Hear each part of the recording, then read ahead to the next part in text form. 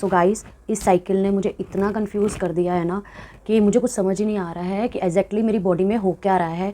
तो मुझे लगा कि यार ओवुलेशन तो होना नहीं इस साइकिल। वो सारे चेंजेस अनएक्सपेक्टेड थे जो कि मुझे लगता नहीं है कि वो होने चाहिए थे अगर मेरा फॉलिकल का साइज़ ओनली 12 mm था। जो फाइल थी मेरी क्लोज हो गई थी इस साइकिल की। तो फिर वो क्या था? वो ओवुलेशन था, मेडिसिन का इफ़ेक्ट था या हार्मोन्स का इफ़ेक्ट था? कुछ समझ नहीं आ रहा था। Welcome back to my channel. ये वीडियो उन लेडीज़ के लिए, उन गर्ल्स के लिए स्पेशली है जो मेरी तरह ट्राइंग टू फेस जर्नी में हैं, जो प्रेगनेंसी के लिए ट्राई कर रही है, बहुत हार्ड ट्राई कर रही हैं, या जिन्होंने लाइट्रोजोल ट्रीटमेंट लिया है या फिर वो लाइट्रोजोल ट्रीटमेंट का प्लान कर रही हैं कि हाँ आने वाली साइकिल में वो लाइट्रोजोल मेडिसिन से भी ट्राई करेंगी प्रेगनेंसी का, या फिर जिन्होंने लाइट्रोजोल ट्रीटमेंट जिनका चल रहा है उनके लिए ये वीडियो काफ़ी हेल्पफुल होने वाली है। और उन लोगों के लिए भी ये वीडियो बहुत हेल्पफुल होने वाली है जो प्रेगनेंसी के लिए ट्राई कर रहे हैं, जिनको पता चलेगा कि एक्चुअली में लाइट्रोजोल मेडिसिन होती क्या है, फॉलिकल स्टडी क्या होती है। तो मेरी जितनी भी सारी वीडियोज़ हैं इस वीडियो से पहले, वो सब वीडियोज़ आपके बहुत काम की हैं। सब की सब वीडियोज़ आप ज़रूर देखिएगा, क्योंकि उन सब वीडियोस में मैंने अपना रियल एक्सपीरियंस शेयर किया है। उसमें कोई भी फेक कुछ भी ऐसा नहीं है। जैसा जैसा जो जैसे जैसे मेरे साथ हुआ है सेम एग्जैक्टली उन वीडियोस में मैंने बताया है। तो वो वीडियोस आपको काफ़ी हेल्पफुल होने वाली है, तो उन वीडियोस को आप ज़रूर देखिएगा। ये वीडियो आप लोगों के लिए बहुत काम की है, क्योंकि ऑनेस्टली इस बार मेरी रिपोर्ट्स और मेरी बॉडी दोनों के दोनों बहुत डिफरेंट, दोनों का मेरा एक्सपीरियंस बहुत ही डिफरेंट था। मतलब रिपोर्ट ने और मेरी बॉडी में कोई भी मैच नहीं रहा। वो सब क्या था वही सब मैं इस वीडियो में आपको डिटेल में बताने वाली हूँ। मेरी LMP जो थी वो अप्रैल की थी और डॉक्टर ने मुझे लाइट्रोजोल मेडिसिन दी थी। फिर लाइट्रोजोल मेडिसिन के साथ साथ मेरी फॉलिकल स्टडी स्टार्ट हुई, जिसमें डे 5, डे 8, डे 11 और डे 13 में मेरी फॉलिकल स्टडी हुई। हुआ ये कि डे 5 और डे 8 की फॉलिकल स्टडी में फॉलिकल के साइज़ सेम हुए। फिर डॉक्टर ने मुझे डे 11 पर बुलाया, जिसमें मेरे फॉलिकल्स का साइज़ जो था वो सडन जो है जंप करा, जो कि बहुत अनएक्सपेक्टेड था। तो आई वॉज़ वेरी हैप्पी कि हो सकता है इस साइकिल अगर सब सही रहा तो प्रेगनेंसी के चांसेस जो हैं वो बढ़ जाएंगे। इसलिए मुझे डॉक्टर ने डे 13 पे रिपीट अल्ट्रासाउंड के लिए बुलाया। वो डे 13 पे जब अल्ट्रासाउंड हुआ तो फिर क्या देखने को मिलता है कि डे 11 पे जो मेरे फॉलिकल का साइज़ था सेम टू सेम डे 13 पे मेरे फॉलिकल का साइज़ देखने को मिला। फॉलिकल्स की रिपोर्ट अच्छी नहीं थी, अप डाउन थी, बट एंड्रोमेट्रियम लाइनिंग जो थी मेरी यूट्रस की लाइनिंग थी वो काफ़ी अच्छी जा रही थी। तो लास्ट डे 13 पे 12.8 थी और फॉलिकल का साइज़ जो डे 11 पे था वो सेम डे 13 पे था, 12 mm था। एंड्रोमेट्रियम लाइनिंग सही चल रही थी जो रिपोर्ट में होनी चाहिए according to day by day, but मेरा फॉलिकल का साइज़ ओनली 12 mm था डे 13 पर, जबकि उसको डे 13 पे डॉक्टर एक्सपेक्ट कर रहे थे कि 14 या 15 या 16 mm के अराउंड तो होना ही चाहिए। जब तब डॉक्टर ने डे 13 पे जब रिपोर्ट बनाई, नो ग्रोइंग फॉलिकल ग्रो नहीं कर रहा है, तो उन्होंने फाइनल रिपोर्ट बना दी। अगर फॉलिकल ग्रो करता तो डॉक्टर मेरी रिपीट स्कैन के लिए मुझे बुलाते। मे बी डे 13 पर गई हूँ तो डे 14 या डे 15 पर बुलाते अकॉर्डिंग टू फॉलिकल साइज़। वो टाइम मेरे लिए बहुत बेकार ही गया। मैंने वीडियो बनाई है और मैंने काफ़ी चीज़ें जो है डिटेल में बताई है। वो दिन मेरा कैसा रहा, बहुत ही बेकार रहा, क्योंकि मैं डे 11 के फॉलिकल स्टडी के बाद बहुत ही ज़्यादा अंदर से खुश थी कि चलो डे 5 और डे 8 के बाद एक अच्छी न्यूज़ देखने को मिली कि मेरा फॉलिकल का साइज़ बढ़ रहा है। और मैंने फ़र्स्ट टाइम लाइट्रोजोल मेडिसिन ली है और हो सकता है फर्स्ट साइकिल में ही प्रेगनेंसी होने के चांस बढ़ जाए, क्योंकि डॉक्टर कहते हैं कि ओवुलेशन के टाइम जो फॉलिकल होता है डे बाय डे वो बिगर होता है। ये रिपोर्ट आई मेरे सामने तो उस टाइम मेरी एक्सपेक्टेशन जो इतनी हाई थी वो बिल्कुल लो हो गई थी और सब बेकार हो गया था यार। माइंड बहुत अपसेट हो गया था कि यार मतलब इस साइकिल तो ओवुलेशन होने से रहा, क्योंकि मेरा फॉलिकल तो ग्रो हो ही नहीं रहा है और डॉक्टर ने भी साफ मना कर दिया है।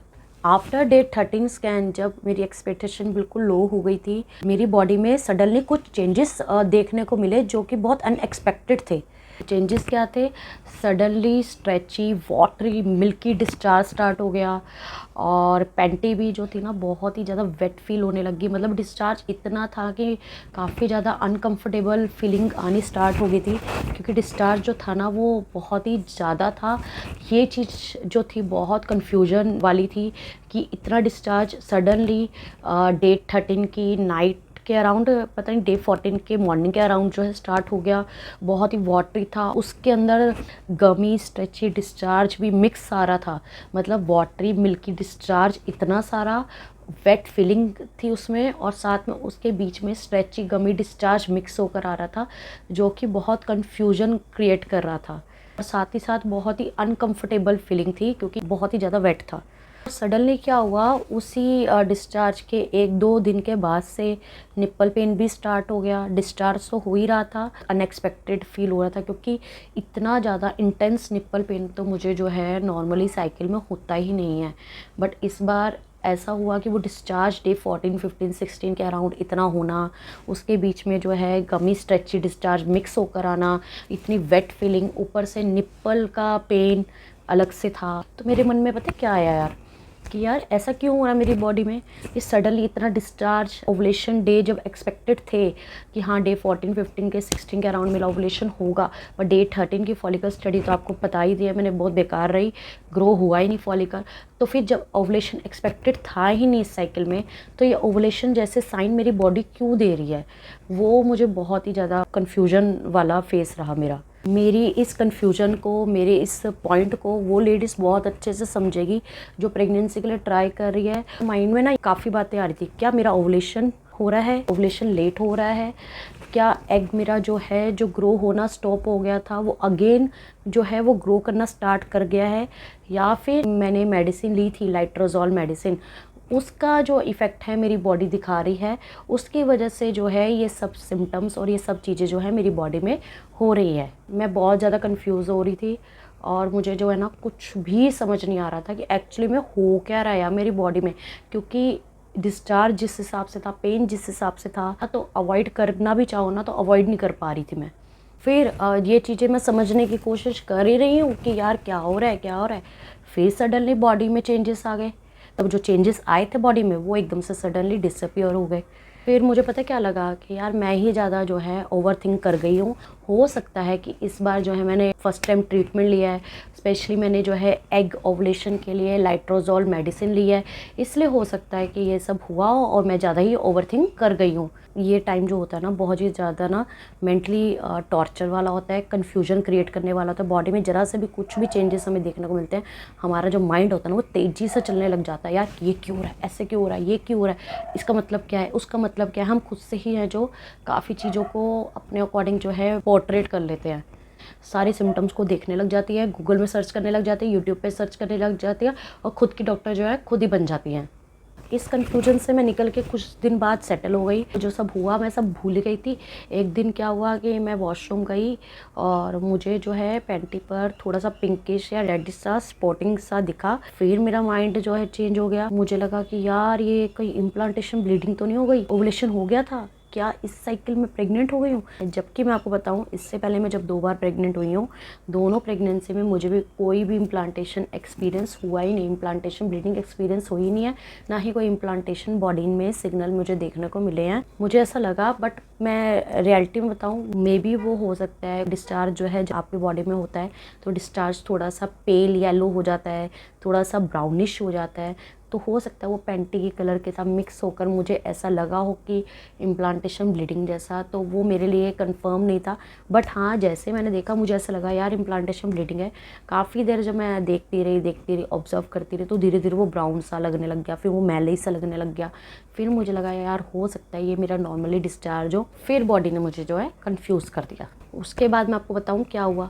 मैंने जब डॉक्टर को अपनी रिपोर्ट सेंड की थी डे 13 की, तो डॉक्टर ने मुझे बोला था next cycle first day period के अब आना है, उस टाइम आपकी डोज बढ़ा दी जाएगी। तो फिर मैंने डॉक्टर को कहा डॉक्टर मैं ना जिम ज्वाइन करना चाहती हूँ, आप वैसे भी मुझे बहुत टाइम से कह रहे हो कि ये जिम ज्वाइन करो चेतना, आप भी मुझे जिम के लिए कह रहे हो तो मैं जिम स्टार्ट कर दूँ। डॉक्टर ने कहा येस अभी से तुम जिम जो है स्टार्ट कर दो। तब से जो है जिम भी स्टार्ट कर दी थी, तो जिम भी मैं जो है अब रेगुलरली जा रही हूँ। अपनी बॉडी को एक्टिव किया हुआ है, माइंड को जो है वो डिस्ट्रैक्ट किया हुआ है ये प्रेगनेंसी, ये ट्राइंग फेज से। क्योंकि जब हम प्रेगनेंसी के लिए ट्राई करते हैं ना हमारा पूरा माइंड जो है हमारी बॉडी को ही ऑब्जर्व करने में लग जाता है। जिम से ये फ़ायदा होता है, आपकी बॉडी में थोड़े बहुत जो चेंजेस आते हैं ना, आपको लगता है यार ये बॉडी जो है इसलिए कर रही है, जिम की वजह से कर रही है, डिस्चार्ज हो रहा है तो ज़्यादा एक्सरसाइज की वजह से हो रहा है, ये हो रहा है। तो ज़्यादा ना प्रेगनेंसी के जो है अराउंड जो है हर सिम्टम को जो है कनेक्ट करना बंद कर देते हो, जैसे मैंने अब जो है करना बंद कर दिया। फिर अभी कुछ दिन पहले जो है अचानक से मेरी बॉडी जो है बहुत टायर्ड फील होने लगी जिम करने के टाइम पे ही, और फिर सडन मुझे 2 डेज़ जो था 101 के अराउंड जो था 2 डेज़ फीवर रहा, जिससे जो था मुझे 3 या 4 डेज़ जो जिम जो है स्किप करनी पड़ी, क्योंकि उस टाइम पे अगर मैं जिम करती तो मेरी बॉडी ऑलरेडी फीवर में थी। मुझे लगा कि मे भी हो सकता है जिम स्टार्ट किया है और बॉडी के लिए सब न्यू है, तो बॉडी टायर्ड फील कर रही है, इसलिए बॉडी जो है अपना रेस्ट जो है वो खुद मांग रही है, इसलिए मुझे जो है फीवर आ गया है। उस टाइम पे क्या था, मुझे ना बहुत ज़्यादा यूरिन आ रहा था। मे बी ये भी हो सकता है कि मेरी बॉडी में कोई माइल्ड इन्फेक्शन जो है एंटर कर गई हो, जिसकी वजह से मुझे फीवर था, और बाद में वो अपने आप सेटल हो गया। यूरिन जो था मेरा सेटल हो गया, फीवर भी बिल्कुल ठीक हो गया। 3-4 डेज़ के रेस्ट के बाद मैंने जिम रिज्यूम कर लिया। मुझे कुछ भी समझ नहीं आ रहा है कि हो क्या रहा है, ना मेरी बॉडी में कोई प्रेगनेंसी के साइन है, ना कोई ओवुलेशन की कंफर्मेशन है कि ओवुलेशन हुआ था या नहीं हुआ था।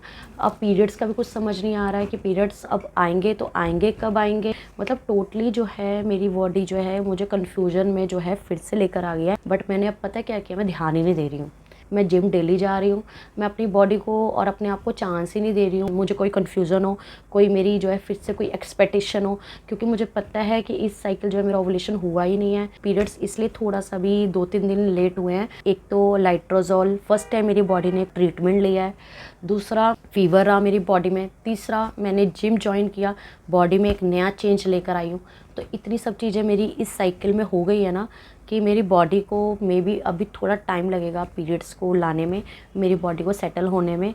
तो जब भी मेरे पीरियड्स आएंगे तो मैं डॉक्टर के पास जाऊंगी, डॉक्टर को मिलूंगी, और मे भी हो सकता है जो डॉक्टर बोल रहे थे इस साइकिल वो डोज को बढ़ाएंगी। देखते हैं कि क्या कहते हैं डॉक्टर, फॉलिकल स्टडी के लिए कहते हैं या ओवुलेशन किट का यूज़ करने के लिए बोलते हैं, क्या बोलते हैं डॉक्टर वो तो मुझे नहीं पता है। जब तक पीरियड्स नहीं आते तब तक तो कुछ भी कहना मुश्किल है कि अब डॉक्टर क्या क्या स्टेप्स जो हैं फॉलो करेंगे। ऑनेस्टली ये टाइम जो होता है ना, जब आपका पीरियड आने वाला होता है, एक्सपेक्टेड पीरियड डे होते हैं, आप क्लैरिटी मांगते हो कि इस साइकिल यार क्या हुआ है, मैं प्रेग्नेंट हुई हूँ या फिर इस साइकिल भी पीरियड्स ही आने वाले हैं, एक क्लैरिटी मिल जाए मैं प्रेग्नेंट हो गई हूँ या क्या है, कुछ भी है, ठीक है, वो चीज़ से हम निकले, क्लैरिटी मिले। तो जब तक वो पीरियड डे एक्चुअली में हम मिस नहीं हो जाती, जब हमें एक्चुअली में फील नहीं होता कि हाँ हमारे डेज़ जो है मिस हो गए हैं, अब हमें प्रेगनेंसी टेस्ट करना, तब तक जो होता है बहुत ही ज़्यादा ना ये टाइम जो होता है ना स्ट्रेसफुल होता है, बहुत ही ज़्यादा कन्फ्यूज़्ड होता है।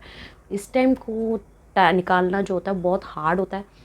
मुझे नहीं पता इस साइकिल ओवुलेशन हुआ या नहीं हुआ, प्रेगनेंसी हुई या नहीं हुई, या ये साइकिल जो है वो डिले पीरियड साइकिल है, मतलब जो मेरे पीरियड्स है वो डिले हो गए हैं, मतलब थोड़े दिन में आ जाएंगे। एक चीज़ सीख लिया है लास्ट कितनी सारी फेल्ड साइकिल से कि अपनी बॉडी को जो है पनिश नहीं करना है, अपनी बॉडी को स्ट्रेस नहीं देना है, अपने माइंड को स्ट्रेस नहीं देना है। प्रेगनेंसी के लिए ट्राई कर रहे हैं, इसका मतलब ये नहीं है कि अपने आप को टॉर्चर करना है यार कि क्या हुआ, हर सिम्टम को देख के परेशान होना है। अपनी बॉडी को स्ट्रेस देना बंद कर दिया है, सिम्टम्स के लिए ओवरथिंक करना बंद कर दिया है।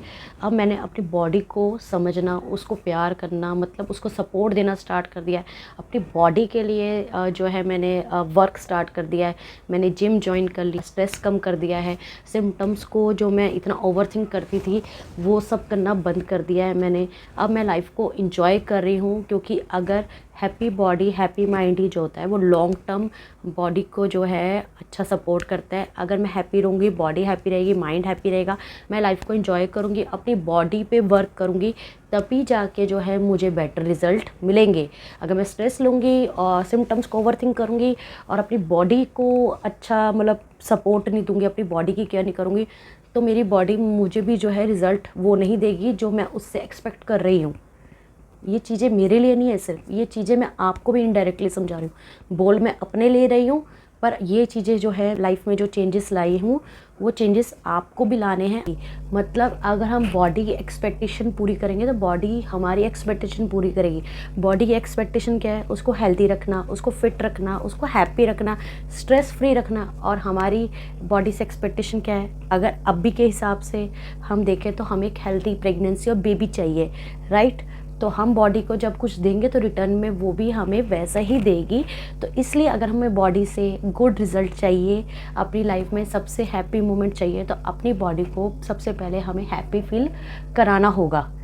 अगर आप भी प्रेगनेंसी के लिए ट्राई कर रहे हैं, आपने भी लाइट्रोजोल ट्रीटमेंट लिया है, आप भी अपनी रिपोर्ट और जो बॉडी आपको सिम्टम्स दिखा रही है उन सब के कारण आप कंफ्यूज हो, तो प्लीज़ आप लोग कमेंट में ज़रूर बताना। जिन्होंने भी लाइट्रोजोल ट्रीटमेंट लिया है उनका एक्सपीरियंस कैसा रहा, कैसा नहीं रहा, कितनी साइकिल्स ली, कौन सी साइकिल में प्रेगनेंसी हुई या फिर प्रेगनेंसी हुई ही नहीं, क्या बॉडी में सिम्टम्स हुए, क्या दिक्कतें आई, क्या प्रॉब्लम्स आई, क्या चीज़ें उन्होंने फेस की, वो सब इस कॉमेंट में आप प्लीज़ शेयर करना, जिससे औरों को भी काफ़ी हेल्प मिलेगी। तो प्लीज़ अपना एक्सपीरियंस आप ज़रूर शेयर करिएगा। अभी के लिए मैं इस वीडियो को एंड करती हूँ और मुझे होप है कि ये वीडियो से आपको भी काफ़ी ज़्यादा हेल्प मिली हो। तो प्लीज़ मेरे चैनल को सब्सक्राइब करिएगा, मेरी इस वीडियो को शेयर करिएगा और मेरी वीडियो को लाइक करिएगा। और आने वाली वीडियो भी काफ़ी ज़्यादा आपके लिए यूज़फुल होने वाली है, रियल एक्सपीरियंस के साथ, रियल नॉलेज के साथ। तो इस चैनल के साथ आप बने रहिएगा। After all we are family.